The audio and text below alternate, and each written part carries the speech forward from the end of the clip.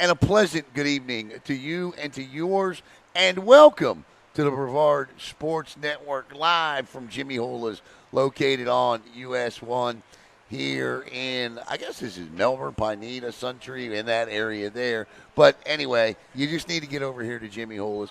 Great outside, great inside, an area for the kids to play. There you see the restaurant on your screen there. So I am here tonight with the head football coach of the Merritt Island Mustangs. 4 years now? Going in year 4, Going into year 4. Year 10, I think, or 11. Right. There, but year 4, But fourth year as the head coach. Man, time is flying. And you know what? He's had a really good 3 years and looking for big things this year. Tyler Murray. Coach, welcome to the spring football recap here at Jimmy Hula's. How you doing, man? I'm doing great. Appreciate you having me. We'll start off like this. What do you guys, I know you got summer workouts. I know you coordinate 7-0. I know you're football all summer long. But when do you take a break and go on a vacation, man? We get a couple days here and there, so you take advantage of them when the time I'm comes. I'm actually going to get a little break here. I'm getting down to go and see my brother down in Key West this weekend. There you go. Okay, be back on Monday. Yeah, right. Drive safe down there, Coach. I'll start with this. I had another head football coach in the county attend your scrimmage, your inter-squad scrimmage, your black gold game, and the report back to me was, in terms of talking about your team, was, man, they look really good, and I am utterly impressed with their offensive line. Tell me about your spring. So we had a great spring. We stayed healthy, which is the biggest thing. We really returned 9 of 11 on offense, 7 of 11 on defense. These are the kids that have been playing since they were sophomore and freshmen 3 years ago. We made the playoffs with those guys then, and they've gotten a little bit better each and every year. They've been working hard, and they've really come up together, kind of reminiscing of that 2021 football team. Yeah, I was going to say, seeing John Holmes here, and I'm not even sure, was Helton on that staff too? Yep, Brian Helton was on that staff. You on that team that went to the state championship that year. Feels a lot like that with the development here. It does. It feels a lot like that. The kids have grown. They're super close-knit. They really care about each other. So that's it. As far as a culture-wise, we're moving in the correct direction there. And our kids work hard. I mean, we've had 65, 70 kids at workouts the last 2 days. We're moving in the right direction culturally, and I think this is the year that they get to really show the county kind of what they can do. The other thing that impresses me, there are only select few schools in this county that can keep their kids, and you're one of them. I know there is a sense of that. I know there is that island pride. Those student athletes, they grow up there, they wear black and yellow their whole lives, but you see that in other places too, and it doesn't seem to matter. Why does it matter at Merritt Island? How are you able to keep your student athletes? I mean, I don't have the secret to the trade. I mean, the big thing for us is I show up. I show up and I work hard every day, and I show that I care about the kids.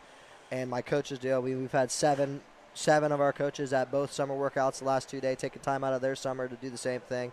And only 4 of us are on campus guys. The rest of them are community guys, taking time out of their day during the summer to come out and work the kids. But really just a sense of community and really just the hard work. I feel like when you work hard at something, it's a lot. When you're working hard at something, it's a lot harder to leave when you're not vested in something. And I think that's a testament to our kids and what they do on and off the field, both in the off season and during the school year. And it's a testament to how hard they work and the relationships that they build with their teammates. I think it's and that's a great answer. But I'm going to add, for those of you out there, it's a testament to you guys too. I mean, because, let's be honest. I've seen studies, and I'd be interested in talking to maybe 15 kids that have transferred to three different schools throughout their high school. I'd be interested to see the scientific research on this. But I've seen studies where they have talked to kids into why they transfer, and believe it or not, coaches in some of the stuff I've read are 30 to 35% of the reason why a lot of times these kids leave other is playing time or this or that or the other, but the bulk majority of it is the coaches. So that's a testament to you guys that you keep these kids. Yeah. So here with Tyler Murray. All right, let's talk about. Let's start with the young man we were talking about before we went live here, and that's your quarterback. Because first of all, I'm a big fan of the Verpeales. You mentioned the name Verpeale, and you look at the athlete, the athletic family that they are. They're fun to watch. Tell me about your quarterback. Kevin Verpeale, he's going to be a junior this year. He's sprouted up to 6'2", 190 pounds. Unreal. He's had a great offseason so far. Excellent throughout the spring. Picked up his first offer from Jacksonville State in Alabama early on in the spring from Clint Trickett. And then Trickett. Over the last 2 days, he's picked up another 6 offers from a few different Division I schools: Sanford, Georgia Southern, Southeast Missouri, Mercer, a few others I'm probably forgetting. Western Carolina is one of those. Kerwin Bell. That's only going to grow. It's only going to grow. He's a great kid. Where's Kerwin? He's at Western Carolina. Okay. So Coach Odom came down and seen him throw live, offered him then as well. So, he as far as a player, he's obviously a phenomenal player, but he's a great person as well, which is what really matters. When I was a lot of our guys, a lot of our teammates, actually, all these kids are growing up as softball. I kept on telling coaches, come on back. And you're seeing the results. There's like 6 or 7 of our kids that have offers throughout the spring. So the Kerwin offer impresses me because he knows a thing or two about the offensive side of the football. That's for sure. He's always been one of my favorite interviews. I think he was at Valdosta. Yep. I want to say when he was at Valdosta, I'd interview him after Florida Tech games. He was always a lot of fun. Here with Tyler Murray. But the thing that this coach told me about your football team, about that offensive line, said how impressed he was with your offensive line. What was he impressed with? Let's just say they're the biggest offensive line that I've had in over 10 years. I can't wait to see them, man. We got our I'll just name a few. Our seniors will be Alex Schaefer. He's going to be a great player, both sides player for us. He's 6'2", 270, 4.0 GPA. 6'2", 270. Phenomenal athlete. He's twitchy. We got him. You got Caden Chmielewski, who's going into his senior year. He's got an offer from Mass Maritime Academy. You got Cam Clements, played defensive tackle for us last year, also playing some offensive tackle for us this year. Andrew Metcalf, going into his junior year. He's going to be playing one of our tackle spots. He's 6'4", 260, 255-ish. Damn, man, they are big. And then our center, Joey Sonnenberg, is 6'4", 330. Feels like we've been calling his name for a long time. They've all been playing for the last 3 years for us, so there's no substitution for game reps for those guys. And then we got some newcomers. Diego Alford, he's another kid that was a JV guy last year, was a sophomore, has had a great spring, phenomenal spring. And then we got a couple defensive guys that looked real good in the spring as well, like Casey Knoble and Miami Coughlin, that give us a lot of depth there in that spot. Now, I've asked every coach this, so obviously I have to ask you. So you go into spring and you know what it is you want to see from your team. You have these expectations, right? But what did you learn about your team that you didn't know when you blew the whistle to end your inter-squad scrimmage and inter-spring? I would say that we learned over the course of the spring, especially the way that we do things, it's going to be sloppy at times, because you're splitting up the teams in half. Yeah. And it's going to be sloppy at times, but when you looked at the game, when you watched the game live and on film, it really looked like a competitive, organized football game. And so you really learned that you had a lot of depth. Yeah. So if you can you split your team in half and it makes it look halfway decent. We really got more depth than we thought, and we had some young guys step up that normally wouldn't get an opportunity to showcase what they can do in a spring game. And some of those young guys showed up and they played out, we're right? looking to watch those guys, make an impact this year during the season. Yeah, the thing that you've noticed over the last couple of years, and I think you do a terrific job at navigating this, is position battles. Having guys, and when I ask you in the fall, there'll be at least a couple of positions that are up. Every coach will tell you every position's up for battle. But truth be told, you got specific position battles you're looking at. And you seem to have the athletes that can battle the guys that have been there as well. Oh yeah, our guys will tell you. Our depth chart moves daily. It does. I mean, I'm not kidding. It moves daily. We grade practice daily. We film it every day, and I kid you not, it does move daily. I listen. That is the mark of a team on their toes, and keeping them on their toes. And look, I mean, even going. You say that, right? Then go back to what we just talked about keeping kids. That's fantastic. That's the way. To me, that sounds like that's the way. If I was doing a program, that's the perfect way it should be to me. Have those battles. These kids aren't in their feelings. They're out there. They're working hard. They want to be the starter. And they're not these kids that where if they don't win the job that week, they don't leave. They come back the next week and fight harder for it. We had guys that we had kids that's every other week the new guy was starting in position. It's like what can you do? I mean, he had the better week of practice. I mean, right. I'm not going to tell the kid that he can't play. I mean that is certainly that's definitely detrimental to keeping them then, right? Because they know they did everything then. Here with Tyler Murray and. So, Coach, your schedule's up on the screen. What's next for you? Because I know you're in the middle of workouts now. Take me through how you like to do your summers. So we do our summers. I mean, I'm not sure how everybody else does them, but I've been doing them the way we've been doing them the last couple of years. We do 2 days in the morning, 2 days in the afternoon, just so people can schedule around it and stuff like that. Have a life. Yep, have a life. And then we also do we're going to have a couple 7-on-7s. We'll be at the USF 7-on-7 on the 19th. Okay. We'll be at Bethune-Cookman on the 20th, and then potentially FAU or Florida or someone else, another one, adding on to that. But it's really about competitive atmosphere. The more times I can get those guys to compete. We got passing league. We'll be in passing league on Monday nights. I think we got Rockledge and Astronaut. I was going to say, are you doing that again? Yeah, Rockledge and Astronaut. Vieira usually comes. So we'll get those guys in. We'll have a little bit of competition on Monday nights, you know. Oh, shoot, we don't even keep score. I mean, kids keep score, but I just want to see guys get reps and get better. Throughout the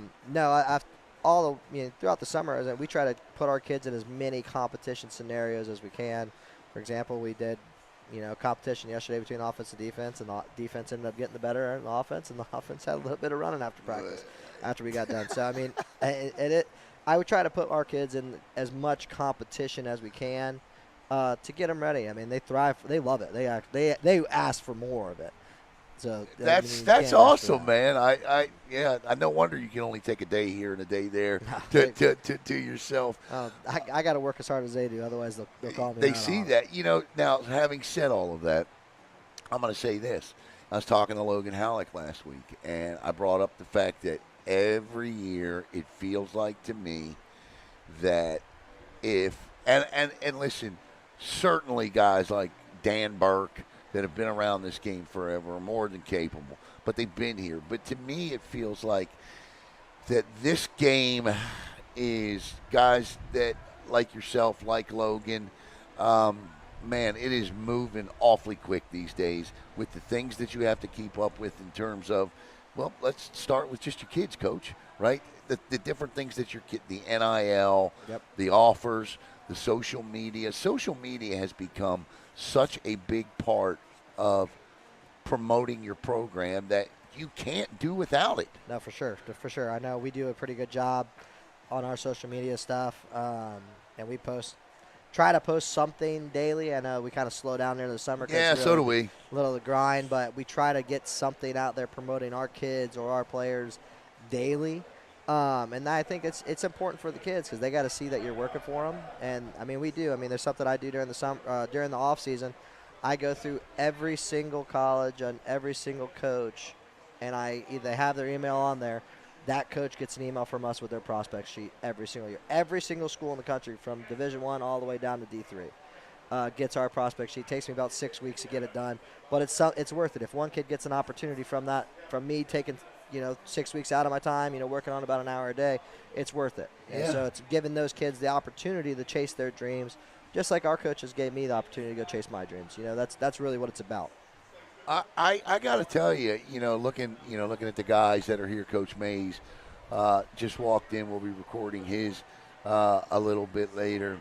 when I began covering football back in the county back in 2000, I don't know, I want to say 13, 14, whenever it was, it feels like, at least from a coaching standpoint, that we have a lot of great coaches in this county, and a lot of alma maters leading the way for their programs. Looking across the county right now, I thought maybe I was a little unfair last year when I said I felt like it was young and we saw sloppy football at times. Nah, you know what? Looking back, what we saw was youth growing, and I think we're going to see a tremendous year this year. How do you feel about it when you look around? I mean, there's phenomenal coaches everywhere. I mean, I'm never going to knock another guy. No. Those guys are in the grind just like we are every day. But you see that football development. Absolutely. I mean, you see the development, and O'Galley did a really good job bringing those kids up for 3 years. Yes. And they had a fantastic year last year. And we're gonna see the same thing hopefully this year. You know, we had a bunch of kids playing as freshmen and sophomores over the last 3 years, getting a ton of game experience, and now this is kind of their time to show everybody what it's about. And they played some good football over the last couple of years. I mean, we had 3 losses last year with a combined of 20 points. Yes. Combined of 20 points, twice by 6 and 2 times by 7. One possession games. So in every one of those games, we were in the game to go win it. Yeah. Including the playoff game. We were in the game to go win that game. And so, for me, it's seeing that growth. Our kids don't quit. Our kids are relentless. No matter what the score is, they're going to keep on going, which is a testament of what they do, and testament to our coaches during the offseason making it in that atmosphere where they do not quit. They want to compete. They want to play the better competition in the state, which is what we did in our schedule this year. I love your schedule. We beefed it up, and we're getting ready. We're getting ready, as far as I'm concerned, is getting ready to try to make a deep run in the playoffs. I love your schedule. Everybody at home watching right now, like, stop it, Alan. I love the way this sets up for you. I just do. I love the way that you have. To me, this feels like, and I said it earlier, this feels like for Merritt Island, if you're looking for a comparison, 2021 again, where all of these student athletes were. Coach Murray's been working diligently with his staff over the last couple of years, developing a lot of talent. And you know what? They're all still not seniors, right? No. I mean, you still got some youth there. No, I think we have 14 seniors this year, I think, right around there. So we got a lot of them coming back next year. Now, we lose some pretty big pieces this year, but we got some young guys in the pipeline that are coming up through the ranks that are going to be sophomores next year and going to play an awful lot for us, that are going to be ready to move into that next role next year. How did you like – I know you've played a spring game before.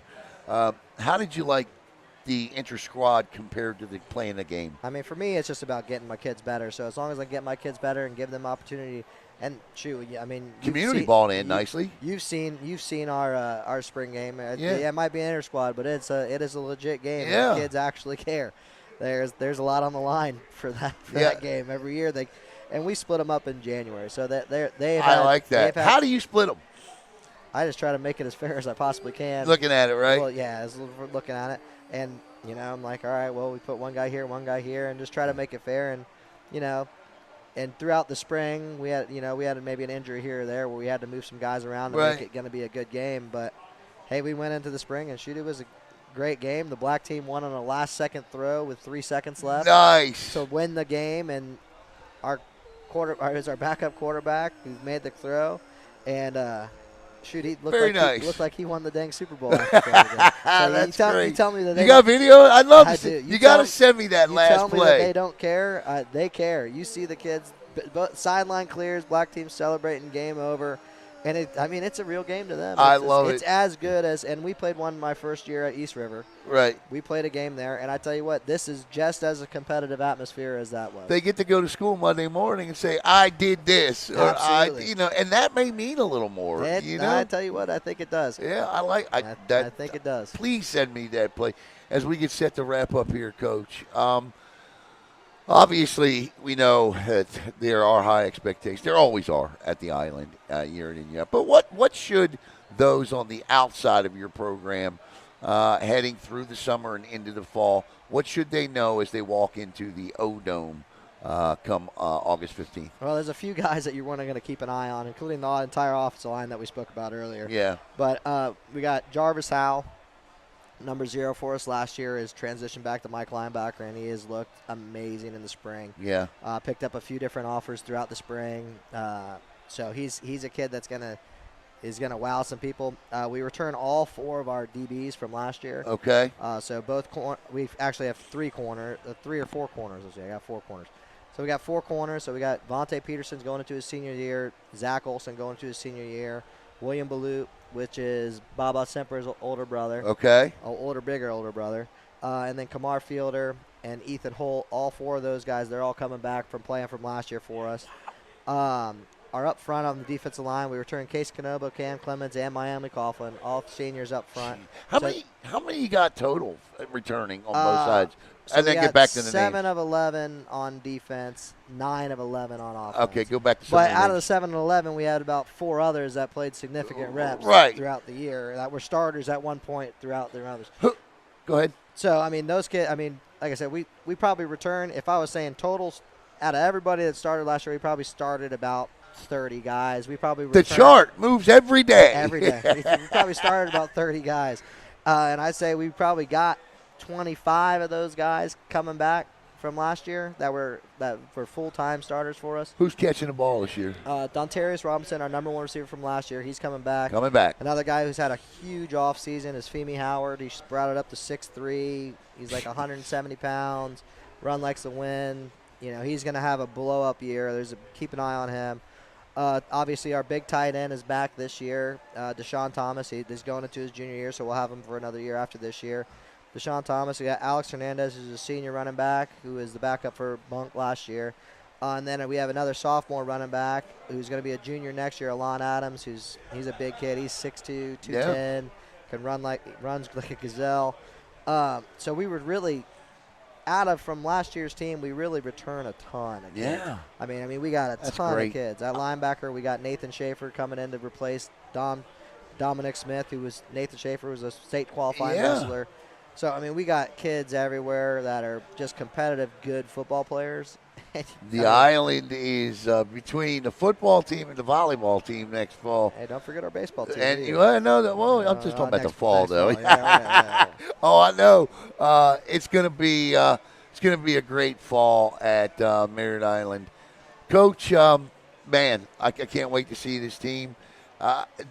What I can't wait to see is the competition. You guys got a gauntlet of a district. Oh, yeah. Just a gauntlet of a district. Yeah, and I would say we're one of the toughest in the state. Yeah, yeah, no doubt. And this year, Coach, arguably probably the toughest if you think about it. You look at we have all 5. I think all 4 of our teams are playoff teams. With the exception of, or 4 out of the 5, or is it 3 out of the 5 now are playoff teams since we lost Satellite. But Coach May's coming back from Bombay. He's going to get them turned around. He's a legend in this county, obviously. But no, I mean, like I said, for us, I mean, it's we want to get tested early and often and put ourselves in situations where our kids got to compete. So we got scheduled Cocoa week 1. It's at home. It's going to be a great game. It's going to be fun. But you remember in the 21 year, we played Cocoa at Cocoa. That's right. To kind of get the year started. I mean, it was a kickoff classic then. This is a real game. You had their quarterback wondering if he made the right move at that time. He told me that. He said Merritt Island, and that Merritt Island game, man, they played us as tough as anybody that year. So I'd just like to give a big shout out to our quarterback club. We just had our big golf tournament at Savannah's Golf Course. If you're a golfer, make sure you go check it out. Yeah. But I would thank you to all those guys. Obviously, everything we do is because of those guys and our quarterback club and the support we have from a community standpoint. Anybody particular you want to mention with the quarterback club? Just all of crew, them, the whole crew of them. I mean, without them, none of this stuff happens. No. I mean, and not at the level that we do it. I mean, something we did during the offseason. We spent, $50,000 roughly to buy new lockers for our guys. Guys love that, don't they? Oh, yeah. Put new lockers in for them, just plug and play, same stuff. But But I just want to say thanks to all those guys, and thank you what you do, Alan. Yeah, our pleasure, man. I appreciate you guys coming down here. I know you guys working out today and then come down to Jimmy Hula's. I appreciate that. Coach, looking forward to the island this year, man. And then most of all, thank you to my wife. Oh, yeah, do that. As allows me to come to these things when I got 2 little ones at home. Couldn't do it without you, honey. I love you. Thank you. Thank for you, Miss being with me. Murray. What do you think of our new cadence here? I've known her since she was knee-high to a grasshopper. So Yeah. I think she's going to do a fantastic job for you guys. She's going to be the next big thing in Brevard Sports Network. That's right. I think she'll be. I know which football game she'll be covering right out of the gate, Coco, and Merritt Island. That's there right. you go. So for Coach Tyler Murray, I'm Alan Slaughterzinski. I want to thank the great staff here at Jimmy Hula's and, of course, Caleb Brown, who does all of this behind the scenes as well. For Coach Murray, I'm Alan Slaughterzinski. Have a great night, everybody.